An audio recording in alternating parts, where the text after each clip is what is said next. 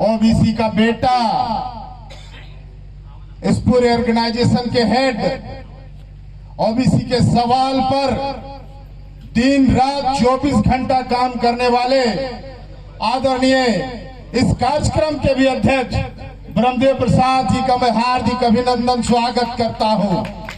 और हमको लगता है कि पहली बार ओबीसी के सवाल पर कोई व्यक्ति, कोई संगठन, कोई लोगों का समूह पहली बार विधानसभा परिसर में जब सत्र चल रहा है तो लोगों को यह संदेश देने के लिए और यहाँ के नेताओं को बताने के लिए आज धरना पर बैठे हैं।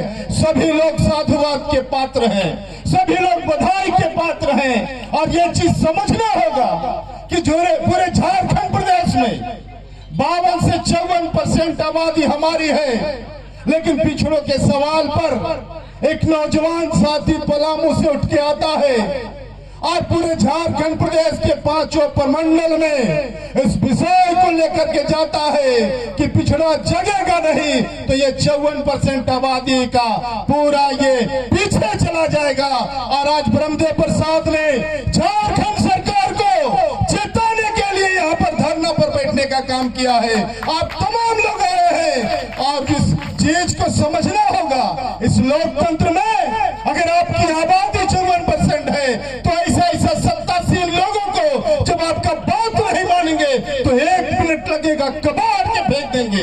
इस राज्य से, इस देश से ऐसे सत्तासीन और ऐसे लीडरों को कबाड़ के फेंकने का काम करेगा ये ओबीसी एकता अधिकार मंच।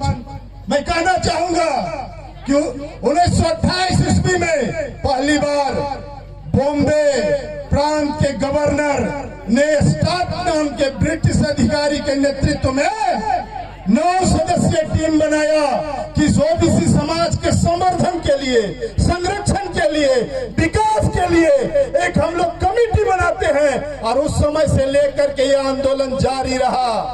और लोग बोलते हैं कि तू ओबीसी का बेटा है, तू विधानसभा में गया है, तू मंत्री बना है, तू मुख्यमंत्री बनता है, तू सांसद बनता है, ओबीसी के सवाल पर विधानसभा में और लोकसभा में आवाज उठाओ।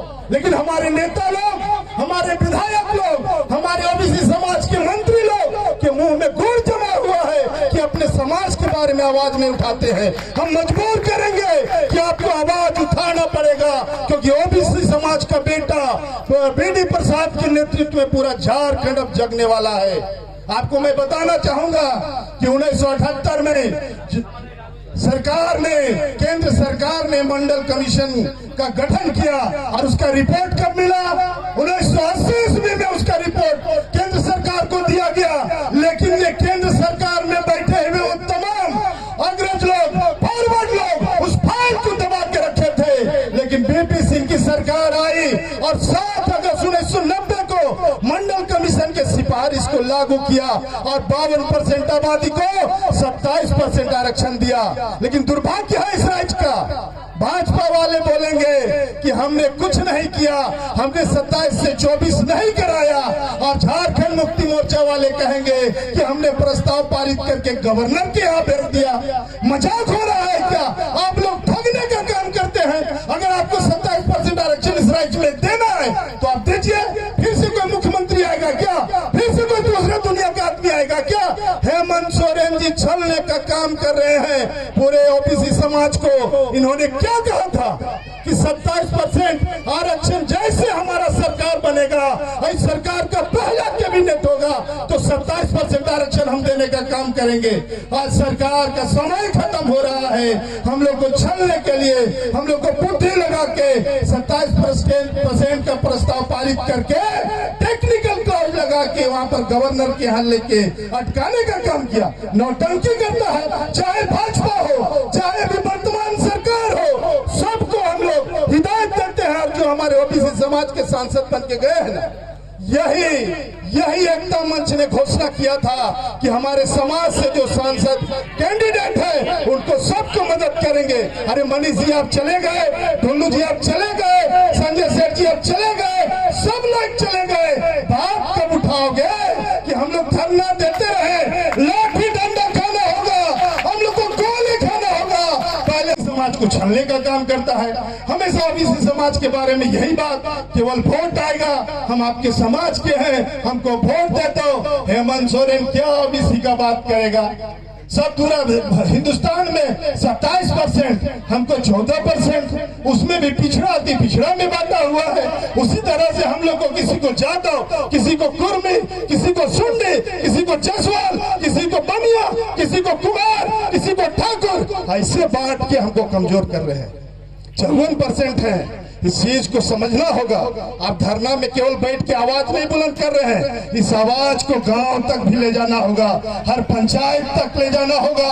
बरमदेव जी के संदेश को घर घर पहुंचाना होगा।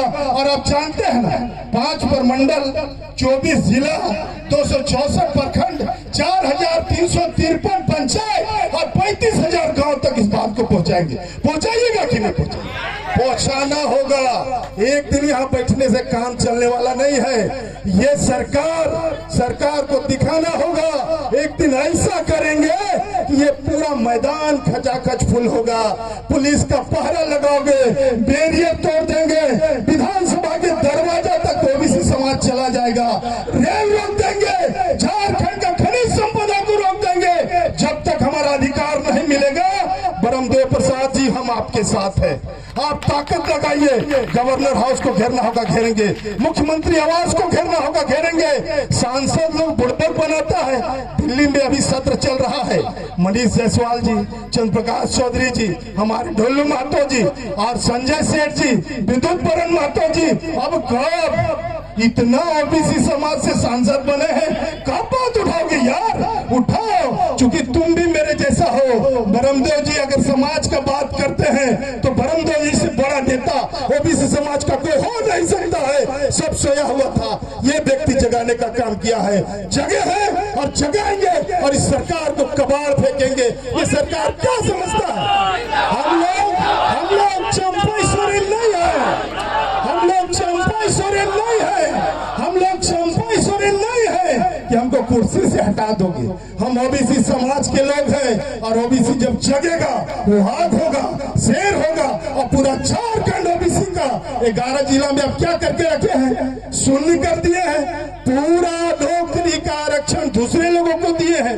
आदिवासी भाइयों को दीजिए, हम उसका विरोध नहीं करते हैं। लेकिन इस संविधान में अगर 50% का बात है, अगर हमें 27% देने का बात है, आपको देना होगा। ट्रिपल टेस्ट आप नहीं करवा रहे हैं। नगर निकाय के चुनाव में हमारा ओबीसी समाज को प्रतिनिधित्व नहीं देना चाहते हैं। अभी बरमदेव जी ने आवाज उठाया था तो आपने लाजे सीटे जातीय जनगणना, जातीय सर्वेक्षण का कैबिनेट में प्रस्ताव पारित किया। कब करेंगे? कब कार्मिक विभाग गांव-गांव जाएगा? कब करेगा जातीय जनगणना? सरकार चली जाएगी तब। केवल लॉलीपॉप, केवल ठगना, अब ठगेगा नहीं। बरमदेव प्रसाद जिंदाबाद, ओबीसी समाज जिंदाबाद। हम लोग जब वहां पर कार्यालय उद्घाटन कर रहे थे तो आदरणीय सुदेश जी आए थे, आदरणीय संजय सेठ जी आए थे, आदरणीय आदिश प्रसाद साहू राज्यसभा सांसद आए थे, नवीन जायसवाल जी आए थे। अरे बात उठाइए। यह हमारे सुदेश जी बात उठाते रहते हैं। चूंकि मैं आजसू पार्टी से हूँ तो मैं सुदेश जी से भी आग्रह करूंगा कि आप ओबीसी समाज के बारे में सोचते हैं तो अधिकार के लिए इस विधानसभा में, चूंकि हम इंटाइटल नहीं है, हम विधायक नहीं है, बरमदेव जी विधायक नहीं है, आप लोग विधायक हैं। बन्ना गुप्ता जी क्या कर रहे हैं? नौटंकी मजाक बना के रखे ओबीसी समाज को। तो इसलिए सबको एकता के साथ हम लोग आगे बढ़ेंगे और इस सरकार को ईंट से ईंट बजाने का काम करेंगे। और जो सरकार ओबीसी का बात नहीं करेगा उसे भी सबक सिखाने का काम करेंगे। धन्यवाद। बरमदेव प्रसाद तब आप लोगों को छू पाएगा। ये ताकत लगाना है और जोश है ना, अपना लड़ाई करेंगे ना। यही लोग हैं जो देश की आंदोलन में कूदे थे। यही झारखंड, यही बिहार, यही यूपी पूरे ताकत के साथ आंदोलन किया था। और वही समय आया है कि पलामू प्रमंडल से लेकर संथाल परगना तक और उत्तरी छोटा नागपुर से लेकर कोलान तक एक ही आवाज गूंजेगा। ओबीसी समाज को अधिकार देना होगा। एक ही नाम गूंजेगा, बरमदेव प्रसाद जिंदाबाद। यह ताकत हमको लगाना है। सुन रहे हैं मुख्यमंत्री जी, आपका काफिला आता है तो यहाँ पर पूरा जाम लग जाता है। अरे भैया 54% आबादी अगर उतर गया ना तो आपका ईंट से ईंट बजाने का काम करेगा। आप हमको रोकने का काम कर रहे हैं, आप हमको रोकने का काम कर रहे हैं, हमारे लोगों को बैरियर लगा के रोकने का काम कर रहे हैं। पूरा गांव समाज में, पूरा झारखंड में आज देख रहा है लोग कि ब्रह्मदेव प्रसाद लड़ रहे हैं, पूरा ओबीसी समाज जग रहा है। और जिस दिन ओबीसी समाज जग गया उस दिन आपका सरकार को तिलांजलि हम लोग दे देंगे। चाहे जिसका भी सरकार हो, हमारा बात नहीं करेगा तो हम वोट नहीं करेंगे, हम अपना दल अपना संगठन बनाएंगे। मेरा नेता ब्रह्मदेव प्रसाद होगा, लेकिन तुमको वोट करने का काम नहीं करेंगे।